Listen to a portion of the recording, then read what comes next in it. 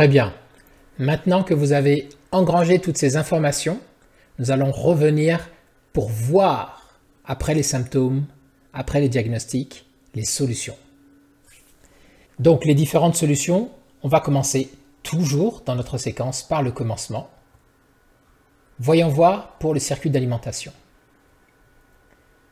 Pour le circuit d'alimentation, si on n'a pas de courant et qu'on est sur un PC ici de type tour, on va changer l'alimentation tout simplement.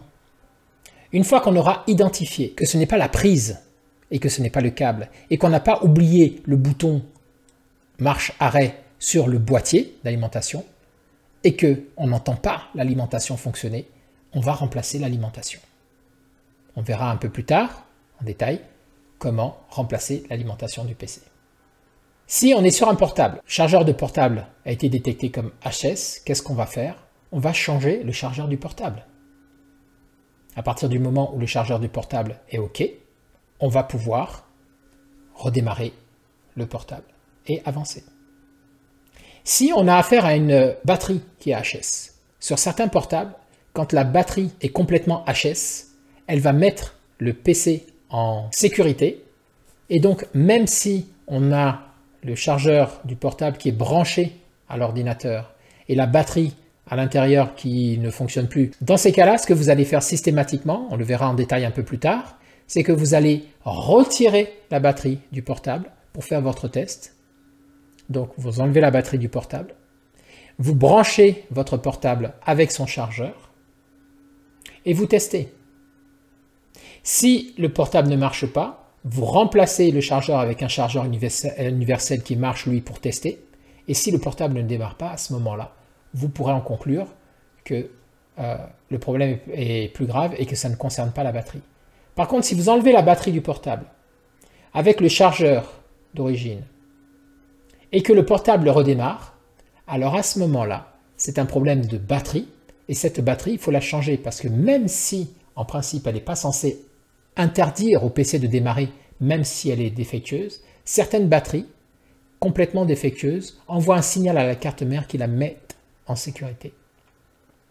Donc pour pouvoir faire les tests toujours, vous retirez la batterie du portable, vous utilisez le chargeur ensuite pour voir si ça fonctionne ou pas. Et vous changez éventuellement le chargeur avec un chargeur universel pour voir si ça fonctionne ou pas.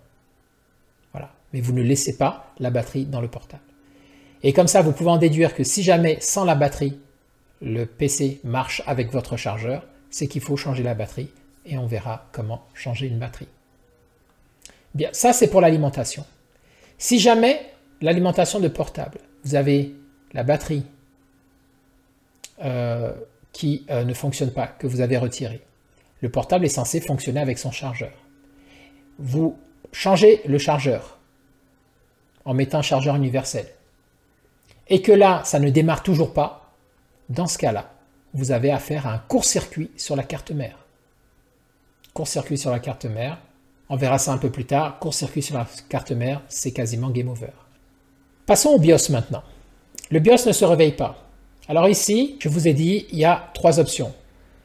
Soit on réinitialise, on fait un hard reset pour réinitialiser le BIOS qui est planté, on lui refera prendre sa configuration et ses paramètres d'origine. Soit on réinitialise également la puce SIO, on va voir comment.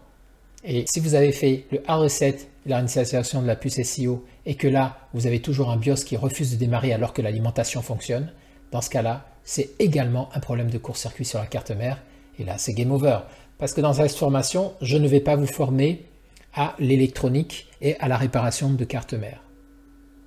Donc, il faut avoir ces compétences-là pour aller chercher où est le court-circuit sur la carte mère et puis remplacer le composant qui est en court-circuit, faire de la micro-soudure. Bref, c'est une compétence spéciale, des techniques tout à fait particulières. D'ailleurs, il n'y a pas beaucoup de réparateurs qui se lancent dans ce type de réparation. On verra les solutions qu'on utilisera, puisque je vais vous proposer quand même des solutions. Mais c'est game over en tout cas pour cette carte mère, pour cet ordinateur. Il va falloir trouver une autre façon de régler le problème. On le verra un peu plus tard. Bien, le BIOS UEFI fonctionne. Donc ici, il a fait ses Power on Self-Test. Donc là, c'est pas compliqué. Si c'est un problème de RAM, on va remplacer la RAM défectueuse. Donc quand c'est un problème de RAM, on entend les fameux bips dont je vous ai parlé. On regarde dans les caractéristiques constructeur et dans le tableau on nous dit que par exemple voilà ces 2 bips longs là c'est qu'il y a un problème sur la RAM. Dans ce cas là qu'est-ce qu'on fait? On éteint son PC, on ouvre le PC, en tout cas l'accès à la RAM, et s'il y avait 2 barrettes de RAM, on va retirer une des barrettes de RAM et on va redémarrer le PC. Si jamais ça ne fait pas les bips, ben, ça veut dire que c'est la RAM qu'on a retirée qui était problématique, auquel cas celle-là il faudra la changer. Si ça fait toujours les bips, on va retirer au fur et à mesure les RAM jusqu'à ce qu'il en reste qu'une seule. Donc on va changer les RAM.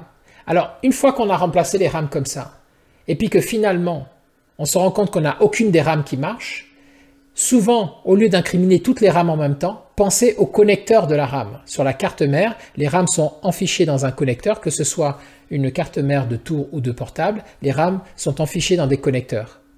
Ces connecteurs-là peuvent avoir un défaut. Vous allez souffler avec une bombe à air sec dedans pour faire en sorte que si c'est de la poussière qui empêche les contacts, ben que ce soit rétabli. Et si néanmoins vous avez toujours votre problème, c'est rare que toutes les RAM soient en problème en même temps si ce n'est pas un problème de connecteur. Dans ce cas-là, c'est souvent un problème du connecteur de la carte mère. Donc si vous avez plusieurs emplacements, par contre, de RAM, vous allez essayer d'intervertir les RAM sur ces différents emplacements pour essayer de trouver s'il y a des RAM qui fonctionnent. S'il y a des RAM qui fonctionnent, par déduction, vous allez interchanger les RAM jusqu'à identifier les RAM qui ne fonctionnent pas et pouvoir modifier, changer ces RAM-là ou les retirer tout simplement. Si aucune des RAM ne fonctionne sur aucun des connecteurs, c'est un défaut sur la carte mère, n'allez pas plus loin, vous n'allez pas pouvoir régler le problème à partir de la RAM. Pour le processeur, quand on a un souci sur le processeur, pareil, le code de bip va être significatif et un problème sur le processeur, on remplace le processeur ou on passe à la solution que j'appelle ultime et on le verra un peu plus tard. Mais voilà, dans ce cas-là, on identifie que c'est le processeur et on garde ce diagnostic en tête pour la suite. Un problème de disque dur, là vous pouvez avoir carrément un message qui apparaît No bootable device, très commun. Dans ce cas-là, ce qu'il faut faire si vous avez ce message, avant d'incriminer le disque dur, vous allez ouvrir le compartiment, donc si c'est une tour, vous ouvrez le capot, vous regardez que le connecteur SATA est bien connecté, le disque dur est bien branché physiquement. Si c'est un portable, vous accédez au disque dur 2,5 pouces et vous regardez qu'il est bien enfiché, qu'il est bien connecté. Parce que ça se trouve, il ne le trouve pas parce qu'il n'est pas connecté. Quand vous redémarrez ensuite, vous allez aller dans le BIOS pour voir est-ce que le BIOS détecte le disque dur. Si le BIOS détecte le disque dur, vous allez aller dans la séquence d'ordre de priorité, donc boot, pour voir est-ce que le disque dur sur lequel il y a le Windows est bien placé en premier dans l'ordre de boot. Et vous allez interchanger éventuellement l'ordre de boot pour mettre ce disque dur en premier pour que ce soit sur ce disque dur que le BIOS et l'UEFI aillent chercher pour pouvoir mettre ça dessus. Si tout ça a été bien configuré dans le BIOS et que néanmoins vous avez ce problème de disque dur, dans ce cas-là, il faudra remplacer le disque dur et on verra ça un peu plus tard. Donc évidemment, là, je vous donne des pistes comme ça de réparation. Évidemment, dans la deuxième partie de la formation, on voit en détail chacune de ces pistes. Je vous montre comment faire. Là, c'est pour vous donner, pour raccrocher déjà la connaissance que je vous donne là, pour pas qu'elle soit théorique, la raccrocher en fait à la pratique qui va suivre, à l'expérience qui va suivre. Bien. Ensuite ici, imaginons que le Power on Self-Test est bien passé. On est ici face à toute la séquence qui, je vous ai dit, est la plus invisible, où on a le moins d'informations, sauf quand il y a des choses vraiment graves. Par exemple, l'UEFI n'arrive pas à lire dans la NVRAM, il nous fait un message de NVRAM qui est problématique. Là, on va faire de la réinitialisation de la NVRAM. Si jamais la réinitialisation ne marche pas et que c'est la puce physiquement sur la carte mère qui a un problème, là aussi c'est un défaut de carte mère. Et on verra comment faire. Il y a une solution que je vous proposerai, mais en tout cas, ce ne sera pas de la réparation de carte mère. Si ici, c'est le lecteur, le MBR, le Master Boot Record qui a un problème, on verra comment on fixe le MBR et le BCD. C'est la même technique. C'est pour ça que c'est raccordé ici, si on a un problème de BCD. D'ailleurs, ça, je devrais le mettre en rouge. Hop. Voilà, parce que si on a un problème de BCD et de MBR, en fait, c'est le même. En ligne de commande, on va régler le problème avec des instructions, parce que là, on est sur Windows, je vous signale. Quand on est ici, là, à partir d'ici, là-haut, ici, et puis en bas, à partir de la partition EFI, on se retrouve sur le disque dur. Donc, on peut, en ligne de commande, travailler sur le disque dur et utiliser des utilitaires en ligne de commande pour pouvoir régler ça. On verra ça dans la deuxième partie de la formation. Donc ici, on répare le BCD ou le MBR, voilà. Et puis si c'est un problème de partition EFI ici, on va voir également comment réparer la partition EFI. Bien. Ensuite, on passe à la prochaine étape, c'est le chargement du Windows Boot Manager. Donc on avait dit, hein, s'il y a problème de BCD, c'est ça. Donc ça peut être dû aussi à des fichiers corrompus, hein. Vous essayez de réparer le BCD, ça ne marche pas. Ou vous avez un message d'erreur qui vous dit que c'est un problème de fichier corrompu ou un message qui vous dit que c'est le disque dur qui a des problèmes, et auquel cas on part plutôt sur les pistes de réparer ou de remplacer le disque dur ici, ou de réinstaller les fichiers corrompus, hein, faire une réparation des fichiers corrompus de Windows.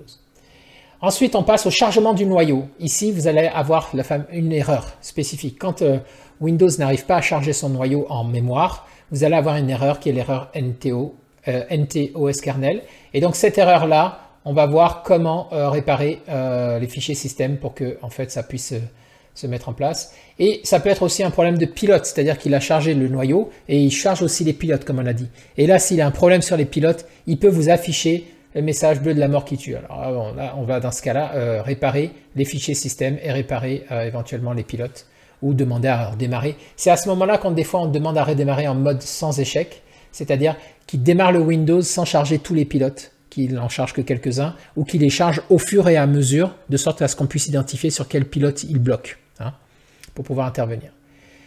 Ensuite, prochaine étape, c'est la connexion de l'utilisateur. Alors, je ne vais pas m'appesantir dessus. S'il a perdu son mot de passe, il faut supprimer, remplacer le mot de passe. Là, je vous renvoie vers la vidéo que je mettrai en bonus et en ressources ici, que vous trouverez aussi. C'est la vidéo que j'ai faite sur ma chaîne YouTube, sur utiliser Iron Boot CD pour faire sauter un mot de passe. Ensuite, chargement de la session. Là, si vous avez un problème sur chargement de la session, un problème Windows, dans ce cas-là, il va falloir absolument que vous interveniez pour pouvoir réinstaller les fichiers, réparer le Windows.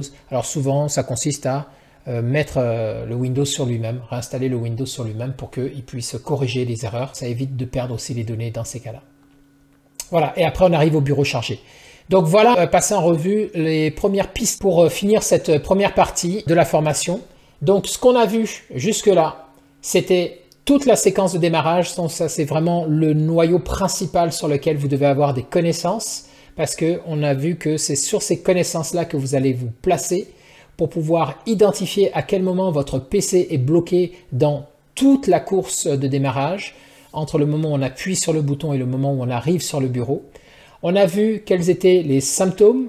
Après, on a étudié les différentes étapes. On a vu quels étaient les symptômes, comment vous pouvez les voir. C'est tout ce qui est en rouge, les problèmes qui pourraient arriver. Et en vert, les pistes de solutions. Dans la deuxième partie, on va rentrer concrètement dans les solutions que vous pouvez apporter à chacune des étapes ici en vert, détaillées pour pouvoir régler les problèmes de démarrage de votre PC. Donc voilà. J'espère que cette séquence, cette formation, la première partie que je vous ai offerte, vous a plu. Sachez que donc je suis en train de finaliser la seconde partie. Alors qu'est-ce qu'on va trouver dans cette seconde partie qui va sortir certainement donc ce week-end? Donc restez à l'affût, parce que pendant juste la durée du week-end, ça va être au tarif de 60 € pour le lancement de la formation, pendant juste le week-end. Et puis dès dimanche minuit, la formation repassera dans son tarif définitif. Je n'ai pas encore fixé le prix.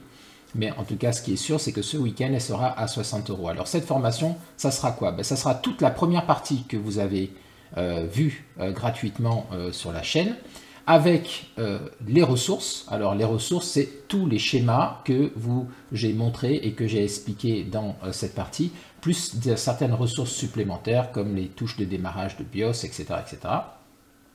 Et puis vous allez avoir donc dans une deuxième partie, vous allez avoir toutes les solutions.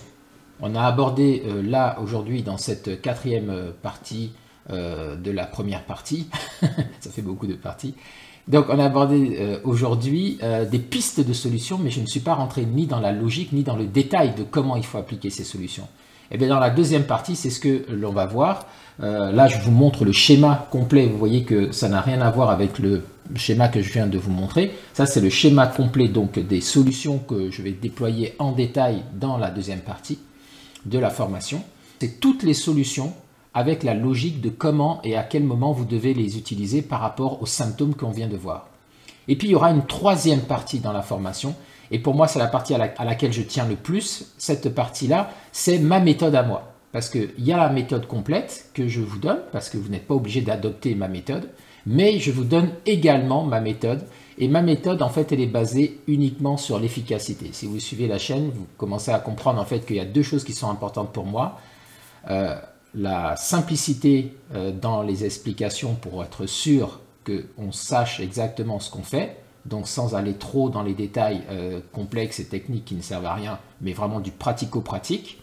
Mais à côté de ça, je suis à mon compte, je suis un professionnel et donc j'ai besoin de gagner du temps. Donc il est évident que j'ai ma propre méthode dans la pratique. Il y a la théorie d'un côté de tout ce qu'on peut faire pour s'amuser et puis pour développer ses connaissances et puis pour aller dans le détail. Donc ça, c'est ce que je vous mets dans la deuxième partie de la formation. Mais dans la troisième partie, je vous donne ma méthode pratique parce que si parmi vous, il y a des gens qui sont intéressés pour faire ça à titre professionnel ou pour faire ça rapidement, ben, vaut mieux qu'ils utilisent ma méthode parce que ma méthode qui est la suivante, alors je vais vous trouver le schéma, vous allez voir que donc par rapport à ce schéma qui est assez complexe pour appliquer toutes les solutions, ma méthode à moi, voilà, ma méthode à moi, elle est nettement plus simple parce qu'il y a toute une partie ici qui va être beaucoup plus rapide pour pouvoir réaliser la réparation d'un PC qui ne démarre pas. Et avec cette méthode-là, vous êtes sûr de pouvoir à la fois régler les problèmes, mais surtout de façon efficiente, c'est-à-dire non seulement vous allez pouvoir réparer un PC qui ne démarre pas, mais en plus vous allez pouvoir le faire rapidement et surtout vous n'allez pas avoir des utilisateurs ou des clients qui reviennent vous voir après pour vous dire « Ah oui, mais bon, la solution que tu as fait, en fait, elle a marché quelques jours, mais après, finalement, j'ai eu ce problème-là. » Donc, par l'expérience, ça fait une vingtaine d'années que je fais ça, et par l'expérience, j'en ai déduit finalement cette troisième méthode que je vous mets aussi également dans la formation. Donc, pour résumer, ce week-end, je vais lancer la formation. Alors, je ne sais pas si c'est vendredi ou samedi. Si c'est samedi, ben, vous aurez jusqu'à dimanche minuit. Si c'est vendredi, ben, vous aurez samedi jusqu'à dimanche minuit pour l'avoir au tarif de 60 €. Et vous allez avoir donc l'entièreté de ce que vous venez de voir dans ce cycle que j'ai offert sur la chaîne, plus les solutions complètes dans une deuxième partie et dans une troisième partie, la solution complète que j'utilise moi et qui est beaucoup plus rapide. Voilà ce que je voulais vous dire. J'espère en tout cas que ce premier volet vous a permis de comprendre la séquence de démarrage, ce qui est vraiment la partie la plus importante pour savoir ce qu'on fait. C'est pour ça que j'ai voulu la mettre gratuitement sur YouTube parce que j'estime que pour les gens qui cherchent, ce contenu devrait être gratuit pour leur permettre de comprendre des choses. Mais maintenant, pour ceux qui ont besoin d'aller plus loin et qui veulent passer à la pratique, ben, vous avez la formation qui va sortir donc ce week-end. Je vous remercie d'avoir suivi cette vidéo. J'espère que le contenu vous sera utile d'une manière ou d'une autre. Et quant à moi, je vous dis à bientôt dans une prochaine vidéo. Au revoir.